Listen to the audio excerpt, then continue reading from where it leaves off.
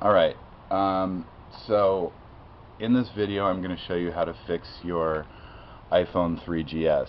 If you've ever had water damage and the touch screen doesn't work, the directional button, you can't power it on, you've taken it to repair shops and they want to charge you way too much money to repair it, this is how you fix it.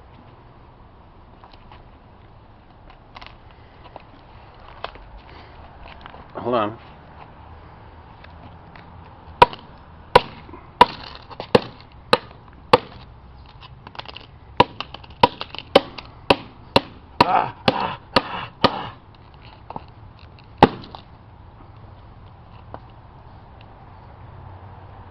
And that's how to fix your problem. Thank you.